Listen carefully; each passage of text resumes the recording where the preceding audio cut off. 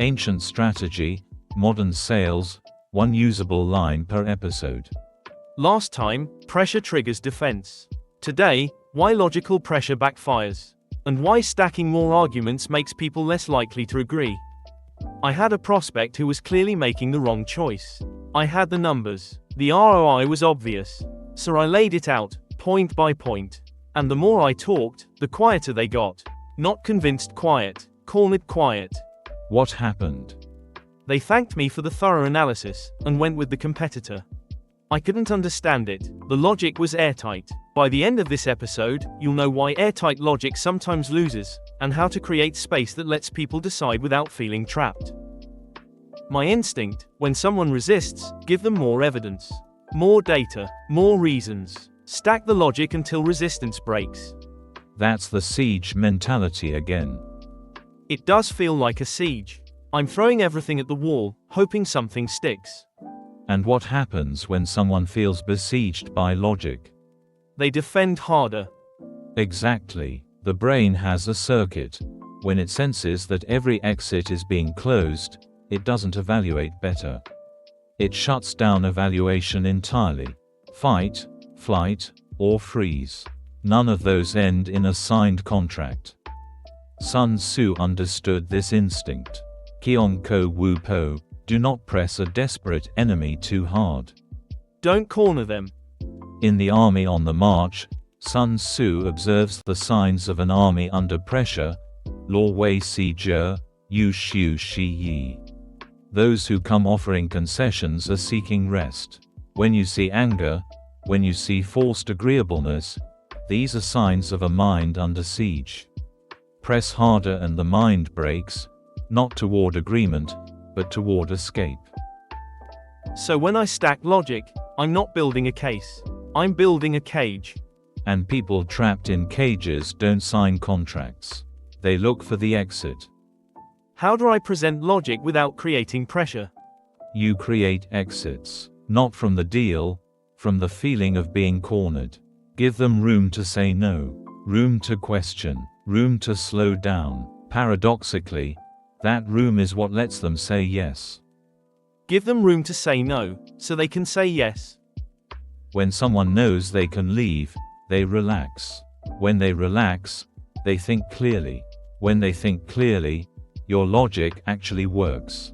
The problem was never your logic. It was the conditions under which they received it. 3 principles for delivering logic without pressure. First principle. Present, then pause. Make your strongest point, then stop. Don't follow it with another point. Don't add, and also. Let the single point breathe. One strong argument with space around it outweighs 5 arguments stacked together. Second, offer the counterpoint yourself. Before they raise an objection, name it. Now, some teams find this doesn't apply because of X. When you voice their doubt for them, they no longer need to defend it. The tension dissolves, and you look like someone who sees the full picture. And third, give explicit permission to disagree. I might be wrong about this. What's your take? That sentence is one of the most powerful in sales. It signals safety. It invites honest dialogue, and honest dialogue is where real decisions happen. 3 principles: present then pause, offer the counterpoint, and invite disagreement. All designed to prevent the cage from forming. Logic lands when the listener feels free. Trap them with it, and it bounces off. So the problem isn't how much logic I have, it's how much space I give it. Think of logic as a seed. Pressed into hard ground, it doesn't grow. Placed in soft soil with room, it takes root. Your job isn't to force the seed deeper. It's to prepare the ground. Let's make this practical. 3 moves for your next meeting. Move 1. After your key data point, count 3 breaths in silence. Let them process. If they speak first, you've created space. If they wait, they're absorbing. Either way, the seed is landing. Move 2. Before presenting your recommendation, say, there's a fair argument for doing nothing here. Let me lay that out first. Present the countercase briefly, then present yours. You've diffused the objection before it formed, and your case sounds stronger by comparison. And move free. After your recommendation, close with, "What am I missing from your side?" Not as a rhetorical move, genuinely. If they share something, you learn. If they don't, they've implicitly agreed. Either way, you gave them an exit they didn't need to use. The one line. Let's hear it. Don't press logic into fear. Logic works when it's received freely. The next time you feel the urge to add another argument, stop. Check, is the prospect thinking or defending? If defending, more logic won't help. More space will. Give the room to breathe. Then speak.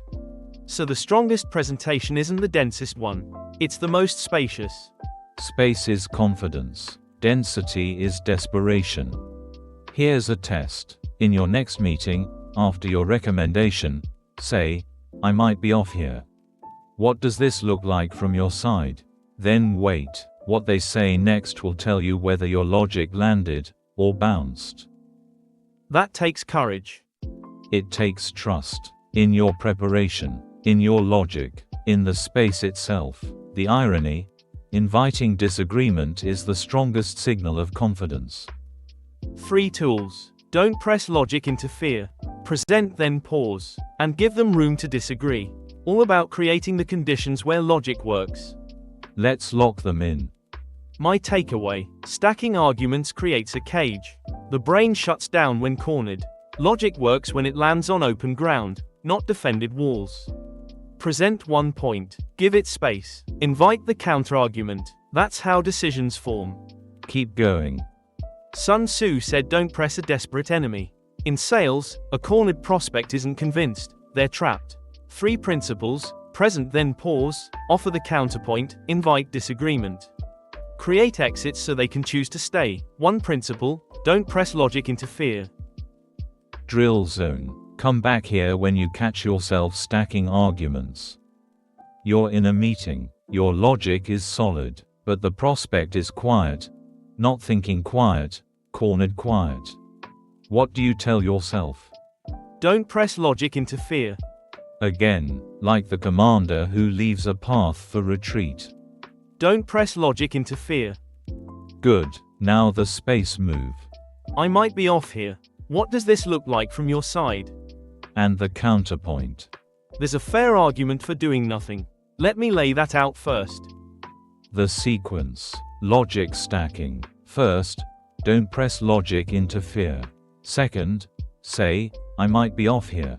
Third, present the countercase before your case. Don't corner them. Create space. The logic works when the listener is free. Present, pause, invite. This week's test. In one meeting, after your recommendation, say, "What am I missing from your side?" Genuinely. Then listen. See what comes back that you wouldn't have heard otherwise. And if they share something real? Then the space worked. You just learned something that would have stayed hidden behind a wall of defense. That's the return on space. Which move should I try first? Whichever matches your week. A. Don't press logic into fear. B. I might be off here. What does this look like from your side? Or C. Present the countercase before your case. Drop your pick in the comments. I read every one. What's next? Letting the other side decide, and why the most powerful position is one where you're not pushing at all. Same calm tone, one usable line. Ancient strategy, modern sales, one usable line per episode.